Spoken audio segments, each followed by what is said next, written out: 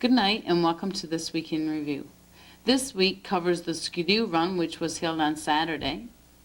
We'll see how people feel about the budget, the hydro proposal, and the letter which was written by Improving Your Odds class to Mr. Brian Tobin, and more, so please stay tuned. Just the thought of losing you brings out my love so true. Hurting you is the last thing I would ever do. I'm taking care of you. Do a good turn for the earth. A community service thought from the Church of Jesus Christ of Latter-day Saints. Earlier this week, Improving Your Odds class wrote a letter to Mr. Brian Tobin regarding the fish plant and how it can be maintained. A report was done up by Western Star, and here's how it goes. Fisheries workers would maintain plant for package. Participants of Improving Your Odds class here would rather maintain their fish plant.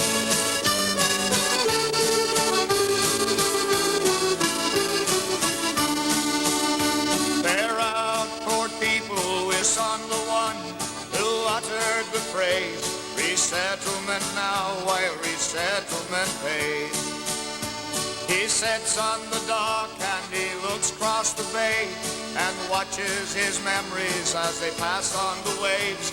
And he wonders what cards fate might have dealt if he'd told those officials to go straight to hell. 'Cause you can't take a man from the soil where he grew, unless you know how to solace his mind when the grass, 'cause those uprooted people saw it weather too fast. On the waves, and he wonders what cards fate might have dealt if he'd told those officials to go straight to hell. 'Cause you can't take a man from the soil where he grew, unless you know how to solace his mind when you Take pride in its future operation. Improving your odds. So if this went over, like where they say workers would be willing to work on the fish plant, maintain the fish plant for their moratorium, would you go in with that too? Do you agree with it? Yeah, I do. So you think it was a good idea? Yeah. Maintaining the fish plant for the moratorium package? Yeah, I think it was a good idea. I give Eleanor Swiftmer her group a pat on the back for what he's trying to succeed there. Hopefully, God do something in a few years down the road, if the fish do come back, at least the plant be maintained, right? And up the power, and there could be a lot of courses put off at that plant too. It was kept up, a lot of courses. Okay. Great, thanks a lot. Yeah. So you agree that most workers would go there and work and maintain the plant for the package? Yes, that's for sure. At least there'll be something to do. We have a good plant to go to. Okay. I feel that we're improving your workers in Burjo will be willing to work on the fish plant and maintain it for their package, the moratorium package, right? So do you agree with it? Oh, I really do, yeah. So you would be willing to go to the fish plant and help work on it and maintain it? Definitely. Okay. How do you feel about improving your odds, writing the letter to Brian Tobin about maintaining the fish plant? I think it's a good idea. Really? Would you be willing to work if it came down to the point that you would have to maintain the fish plant too? Yeah. You would be? Yeah. Okay, great. This month is Nutrition Month. A seminar called Eat Heart Smart was held by our public health nurse this week. Here's some footage.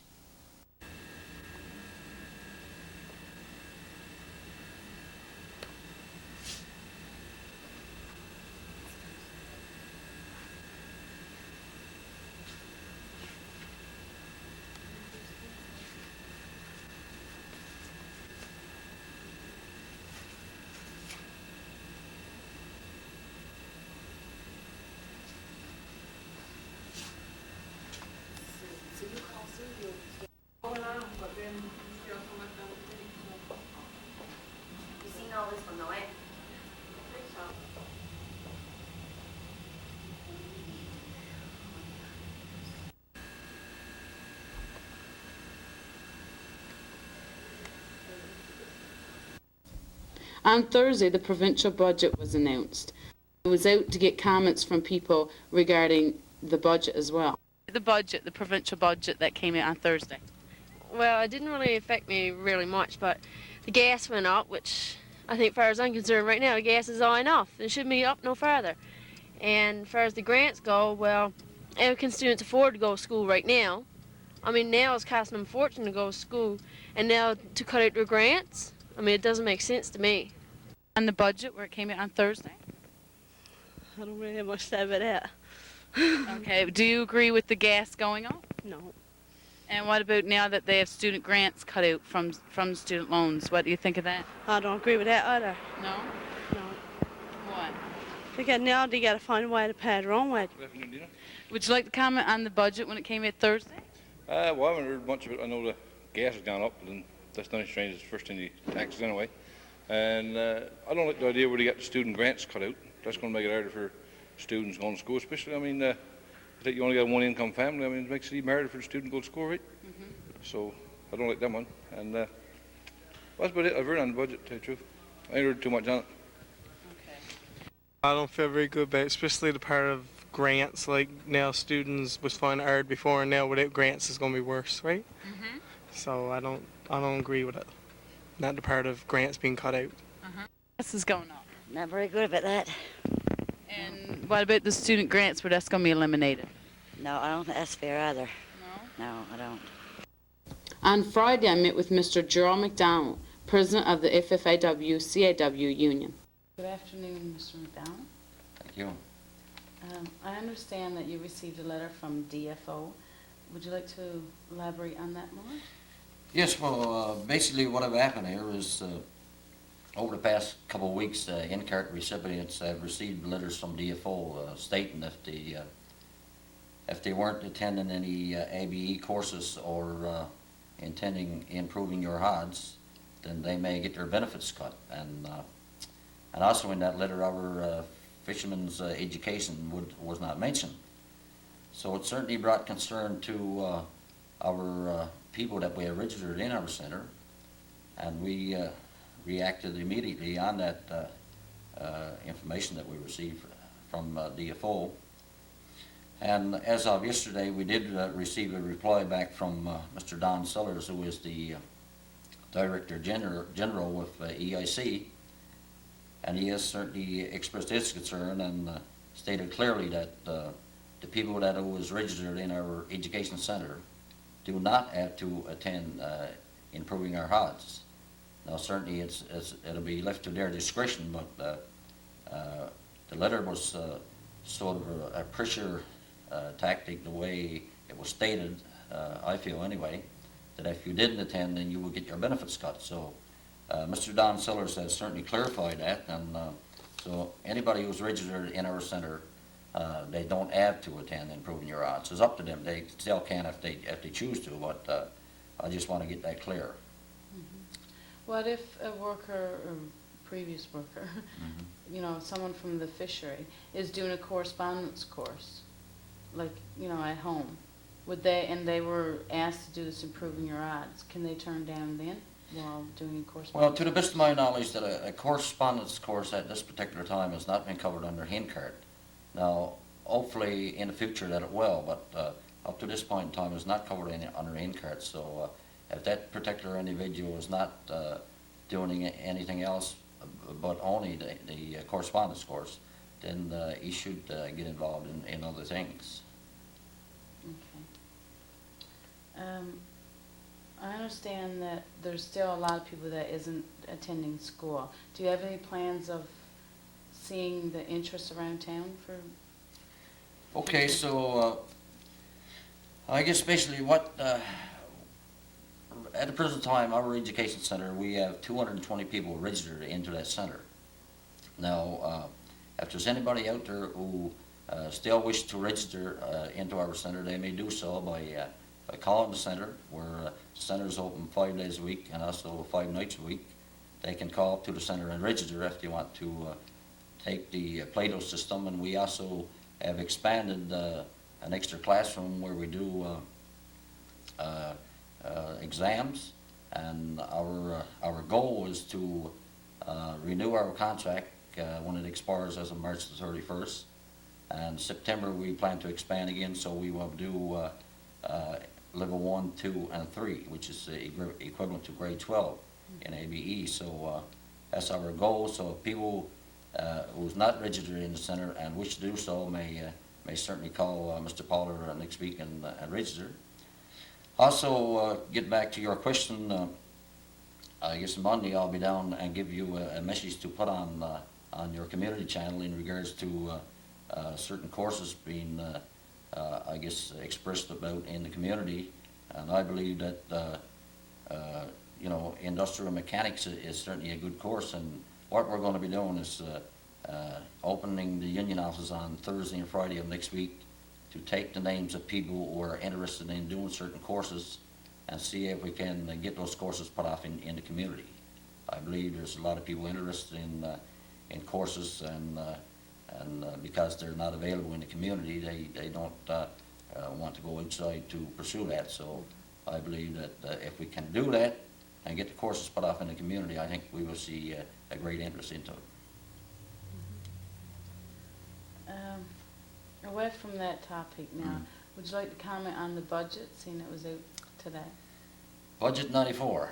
Well, my personal opinion on the budget is it's, I guess, a big business budget, and it's not for the working man or the labor force or the middleman.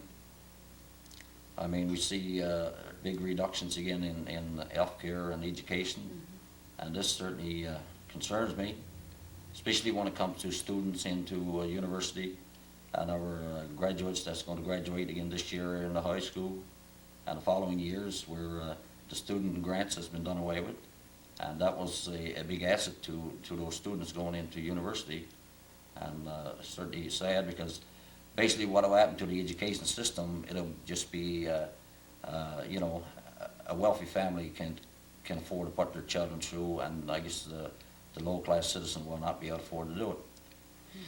Given that, I mean, we bear a lot of complaints over the past years as the failure of the fishery about the literacy rate in Newfoundland, which is, statistics show at 50%, and there we is with our young generation going to be left out of the education system because they're not going to be able to afford to pursue it. So that is sad, and you know, the budget certainly didn't have nothing there for the students or our teachers and our healthcare workers.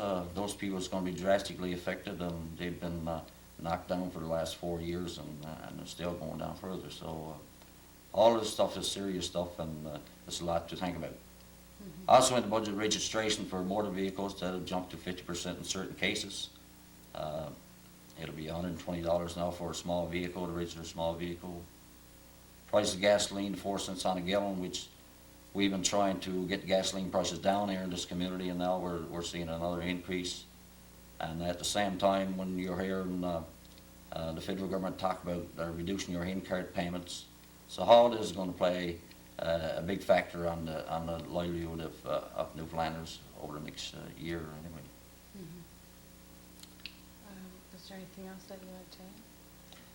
No, the only thing I can add is, you know, I guess say to the labor movement, and I mean not only our members, the Fishermen Food and Allied Worker members, the NAPE members, Cubic members, I mean everybody, in my opinion, has got to unite and stand firm, because if government, you know, continues to roll their travel and they succeed, I mean, we're going to be put back 40 years. And the things that we've fought for over the last 20 years in this community, we certainly don't want to lose it. So I believe everybody's got to be united and put a hope in front on things. Yeah, I agree. Thank you. Thank you. On Saturday, the graduation class held a volleyball tournament. 7 teams entered, and they raised around $100 to $150.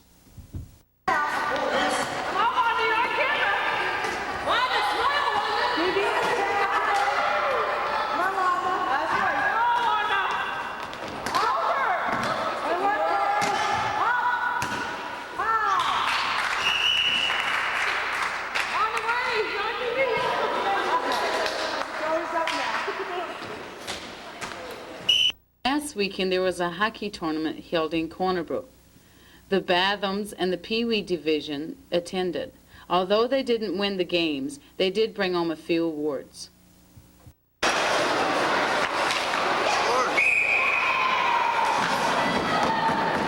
This week covers the Skidoo Ring, which was held on Saturday.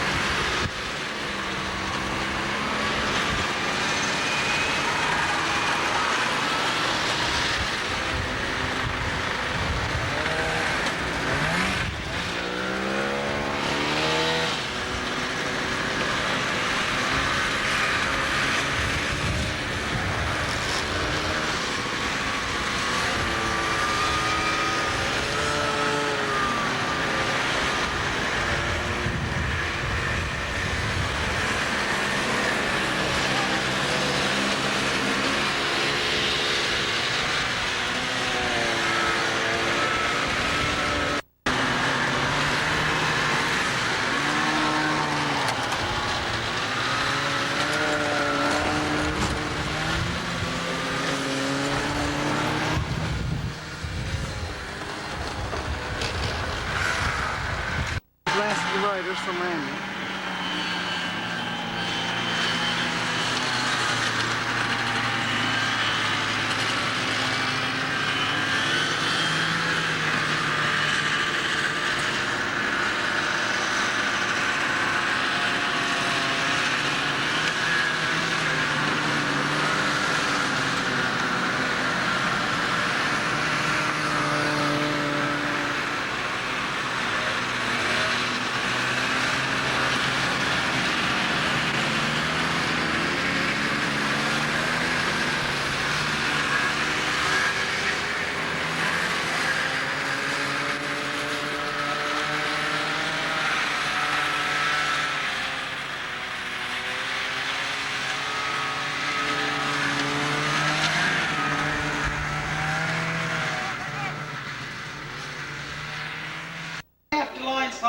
I'd like to welcome everybody back from our 6th annual ride for charity. I'd like to thank all the Skidooers for taking part, especially I believe there was 9 or 10 from Rania, and they've raised almost $800 between those 8 or 9. So I think we should give them a big hand.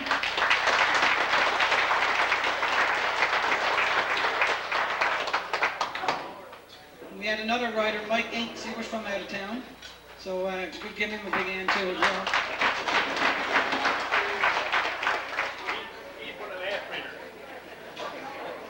I'd like to thank Lion Icker Pollard and the Skidoo Ride Committee for all the work that they did put into it.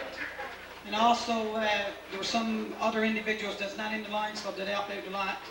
And they were Gord Tucker, George Reed, I Blushman, Jim Tucker, and Leo Roach.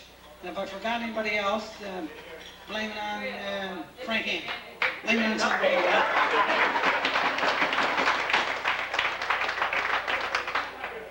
I'd like to thank the people of Berger for sponsoring the riders. So we're looking for the interest shown on behalf of the riders and the townspeople that this ride would be possible. I'd like to thank all the businesses that donated prizes, food, and money. And thank the beer companies for donating beer and the Lions Club because they did donate some beer too.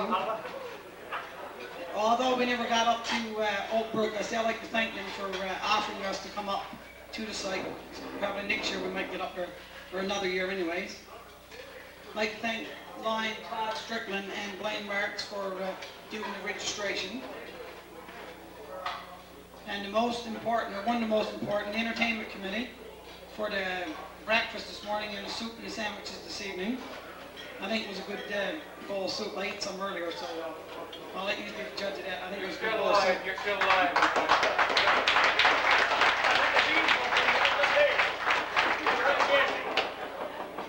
I'd like to thank any other line or any other individual that helped out in any other way. The trail leaders that went ahead. And as I said, if I forgot anybody, forgive me. And if you want me to mention the name or something, you can mention it afterwards, and I'll thank you. And we raised approximately $5,400. So I think you can give yourselves a big hand for that.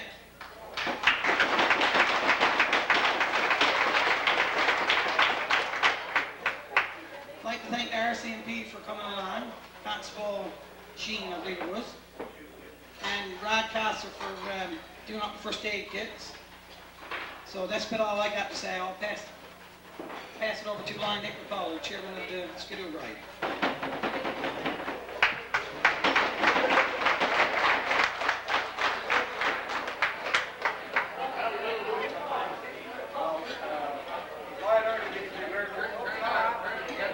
Leaves me very little to say because I'd just thank everyone that Lauren Ernie thanked, but especially I'd like to say a word of thanks to my committee, and they could have done without me actually. Marvelous committee. Thank you. The other thing there's a saying that a committee is a camel is a horse put together by a committee, but not in this case, it's a horse. So thank you very much. Those who haven't passed in their pledges, I would remind you to please do so. We had 85 registered for the ride and 80 made the ride, which is quite good, and with the 10 from Ramia. Thank you for coming along. We have a new name for Hope Brook, by the way. We're going to call it Disappointment Brook, but next year we hope it will go that way. We're now going to distribute some prizes that we have, starting with the first, second, and third. And the third prize for raising the third highest amount of money goes to Ellen Marsden. So if Ellen would come forward, please.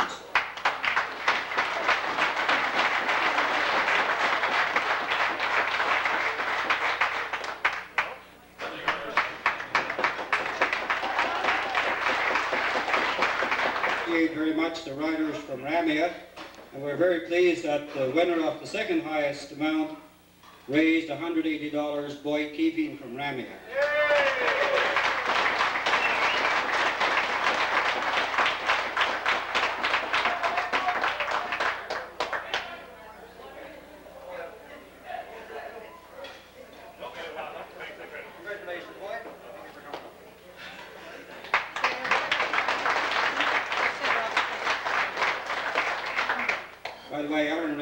$277. I forgot to mention that.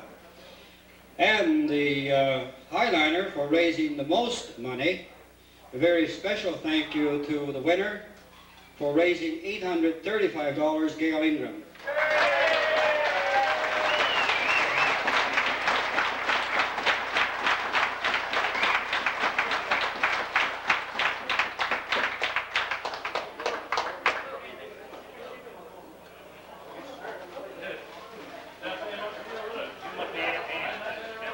That's really marvelous.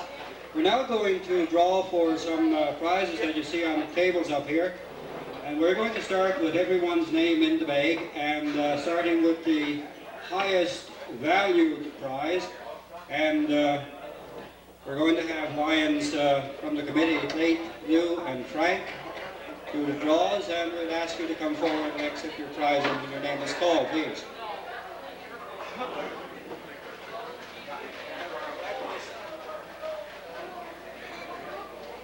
Okay, the first draw is going to be for the floater coat, valued at $120, I believe. Lou is going to demonstrate it now.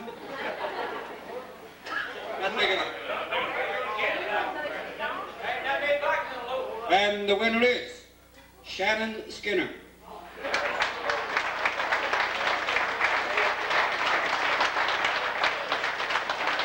Congratulations, Shannon.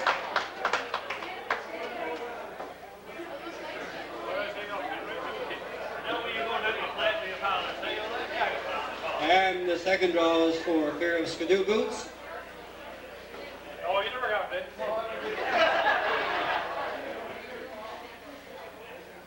And the winner is Sandy Strickland. Congratulations, Sandy. Now, the father, of course, did up all these, so it could be all Sandy Strickland's in there now. They fit them. He said that they fit them.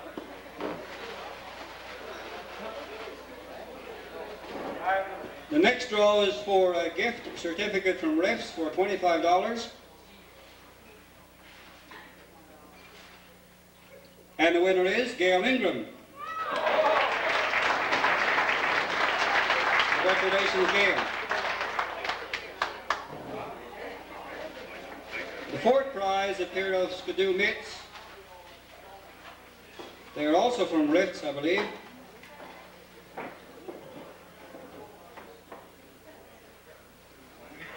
And the winner is, 2 for 1 hand, Louis Cooper.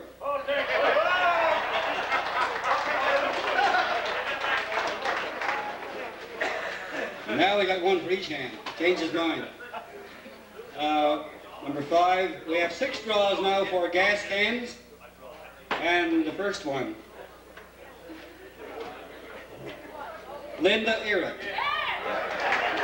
wins the first gas can.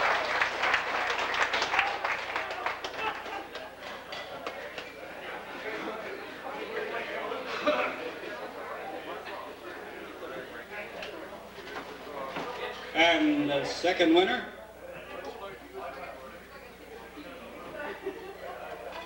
Dean Sims. Dean made it back, we hope. He was on that Skidoo with the plastic pistons.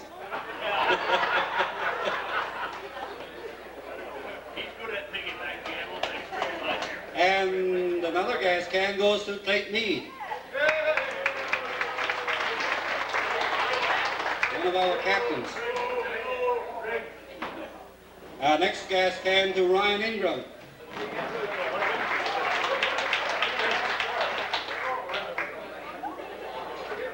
And one more gas can. And that was won by Charlie Young.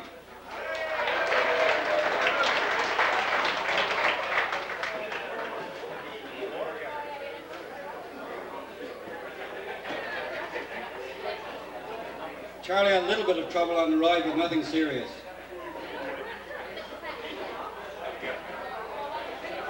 And the last gas can was won by Max Compton. Max had a little bit of an accident coming on over the last hill we came over. He saw a partridge. And he drove too fast.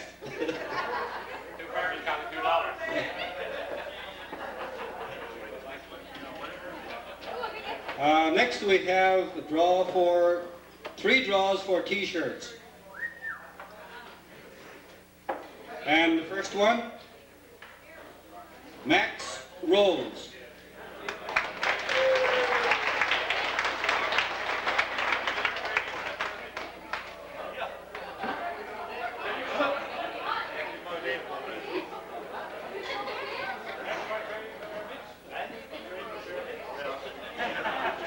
Congratulations, Max. And the second one is won by Lynn Buckland.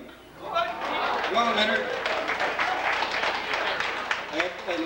Lou's said it matches his hair and my hair and Lou's hair and a lot of hair around here.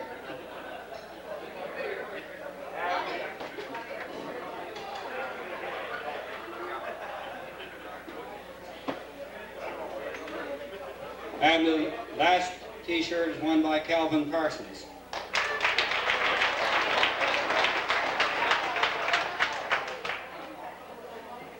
Our next draw is for 2 steak dinners at the motel.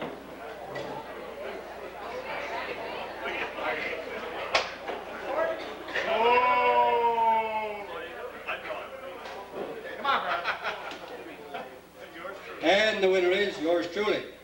Thank you.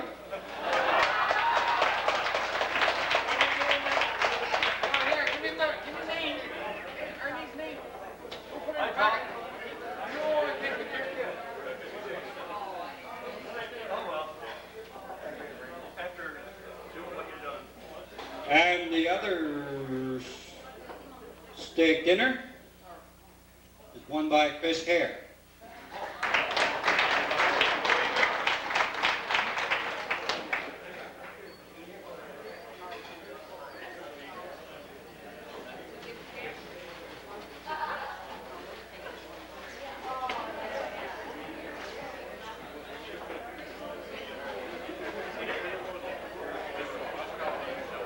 Now then, next we have 5 $10 long-distance certificates from Newfoundland Hotel. We don't have them right here, so we'll take your name and when they come in, you'll get them.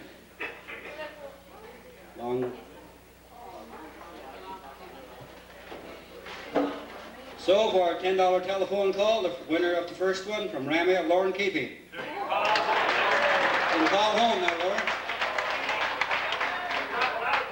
But we don't have the certificates, so we can't present you with anything, Lauren. We'll just take your name. Thank you very much. Next one is won by Ellen Marsden.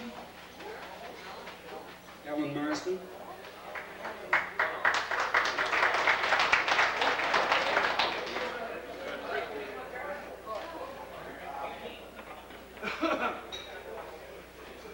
Rod Banfield.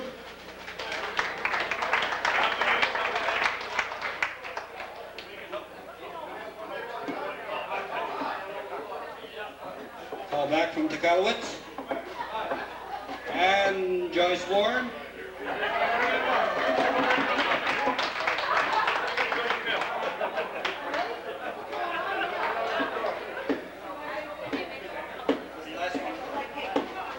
And the fifth one is won by Phil Patcher.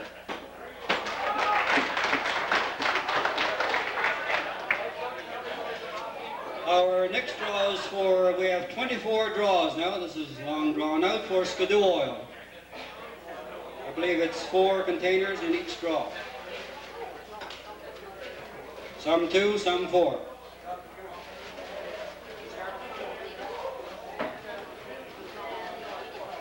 Okay. Same amount. Okay, Dean Kendall. First one.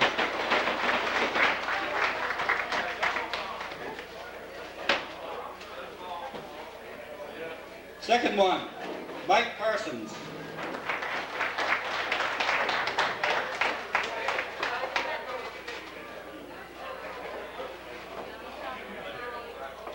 Third one, Dave Cooper. Number 4, Steve Carter.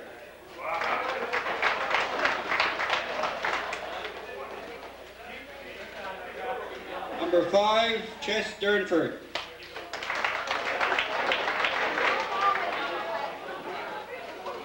Number 6, Jeffrey Hand.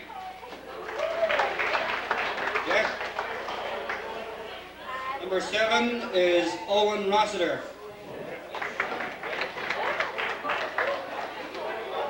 Number 8 is Paula Pollard.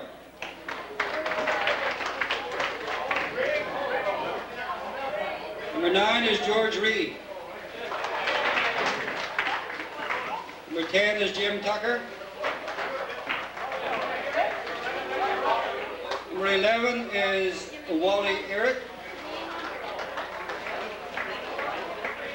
Number 12 is Bradley Skinner. Number 13, the lucky one, Jerry Biller. Number 14 is Karen Sanders. 15 is David Piercy. Number 16 is Ida Han. Oops.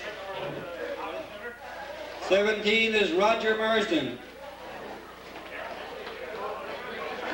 18 is Peggy McDonald. 19, Steve Tucker. 20 is Tom Neal. 21 is Ivan Mushman. 22 is Clyde Marsden. 23 is Maisie Durnford. And number 24 is Derek Compton. Our team of volunteers here at the BBS studio did some redecorating. They painted the scene for Panzis Garden. Hey, did I hear my name? Hi, Pansy. We haven't seen you for a while. Oh, but you should get used to seeing me because we're coming back, Kieran, Aaron, and I, on Panzis Garden next Saturday morning. Did you hear that, kids? Next Saturday morning at 11 o'clock, tune in to Panzis Garden.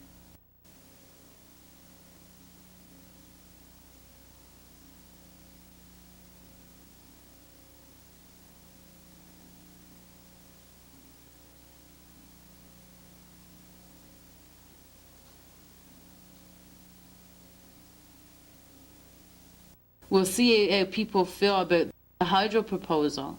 Feel about the hydro proposal, where they're trying to privatize it. Well, that's Clyde for you. A real businessman. I mean, what little bit we got left, he'll take. I see him related to Joey. Joey gave away Church of Falls. Now here's Clyde giving away hydro. We soon will have nothing left. And the hydro proposal, where they're trying to privatize. I don't like it very much myself, anyhow. How do you feel about the hydro proposal where they're privatizing it? No comment. Earlier this week, representatives from the West Viking College held a forum here in Burgeo. Its purpose was to inform people of what courses is being offered and some background about the courses and the college. They were also interested in people's opinions on what to offer. Here's a little clipping from that meeting.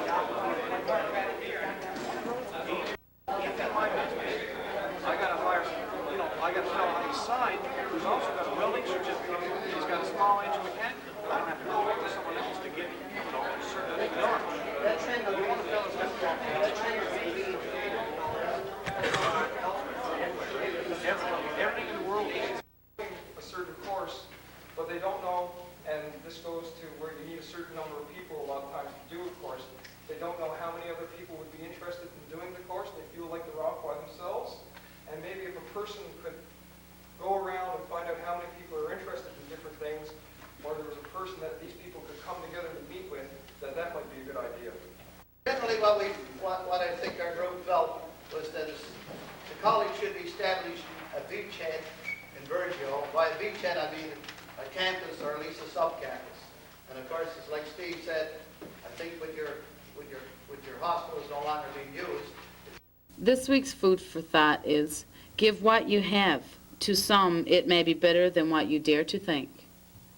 Well, that's all for tonight's show, but please stay tuned for the bandwagon. On behalf of BBS and BBS volunteers, I'm Dina Marsden, wishing you a great week. Good night.